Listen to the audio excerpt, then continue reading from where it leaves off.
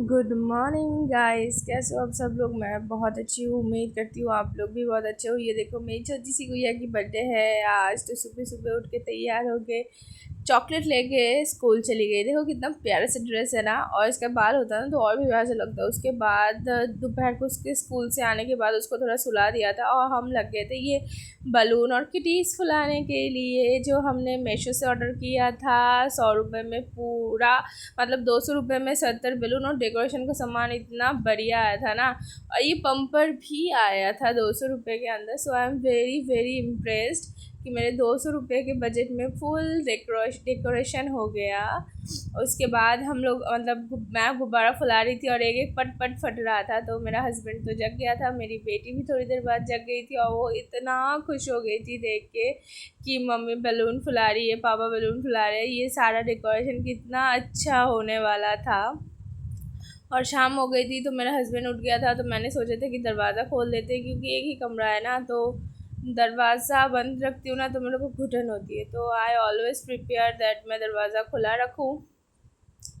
और उसके साथ मैं ये गुब्बारा मेरे को बांधने में बड़ी दिक्कत होती है। जो बचपन में तो धागे से बांधते थे, लेकिन अब धागे से नहीं बांधते क्योंकि वो उससे हवा निकलती रहती है, तो ऐसे ही इसका गार्ड बनाते हैं ना, तो उसका हवा नहीं निकलता रहता है यार। और उसके बाद पता है मैं पूरा दिन इतना काम किया। मैं उठी लेट थी, 11 बजे के आसपास सुबह उठी थी, क्योंकि मेरी छुट्टी थी और छुट्टी के दिन थोड़ा सा नींद तो बनता है सुबह पूरा करना, तो इतना लेट उठे थे हम। मतलब 11 बजे से लेके दोपहर को खाना खाते खाते 2-2:30 बज गए। 2:30 बजे के बाद मेरी बेटी स्कूल से आने के बाद उसके बाद हम लोगों ने खाना खाया। तब तक तो मेरा खाना बनना भी नहीं था, और बना भी क्या बना था, रात का बस चावल बनाया था और रात का बचा हुआ सब्ज़ी रखा था, उसी से उसको ही गर्म करके खा लिया हम लोगों ने। और मेरा गुब्बारा में बहुत टाइम से हम लोग गुब्बारा फुला रहे थे, ऑलमोस्ट 2 घंटे से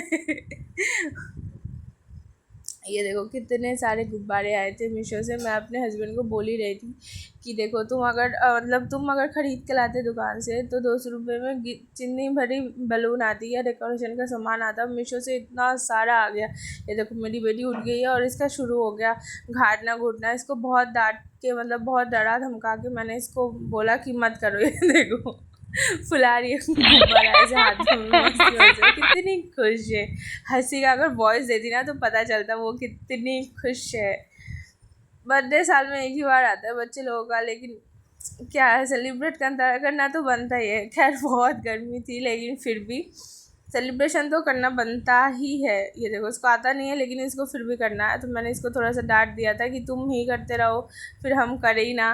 और उसके बाद मैंने इसको थोड़ा डरा दिया कि अगर तुम कल स्कूल है, अगर तुम होमवर्क नहीं करोगी तो मैं पार्टी कैंसिल कर दूँगी, मैं सबको फ़ोन करके मना कर दूँगी पार्टी में आने के लिए, फिर पार्टी नहीं होगा, फिर शाम को हम पढ़ाई करेंगे। तो इसने जल्दी जल्दी बैठ के सारा होमवर्क ख़त्म कर लिया। और ये देखो मेरे हस्बैंड भी सेम टू सेम, मतलब डीटो वैसे ही बैलून फुला रहे और फटा रहे निकल रहा है हाथ से, पकड़ में नहीं आ रहा था पहले पहले। उसके बाद मैंने उसको बोला कि ऐसे इसका मुंह पकड़ना पड़ेगा तब जाके ये फुलेगा। उसके बाद तब जाके उसने सारा मतलब हाफ तो हमने गुब्बारा फुलाए थे बैलून्स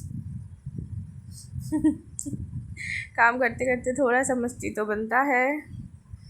और ये ऑलमोस्ट हमारी डेकोरेशन कंप्लीट हो गई थी। शाम को अभी तक खाना भी नहीं बना था। शाम को 7 बजे तो मेरा हस्बैंड गया था खाना बनाने के लिए।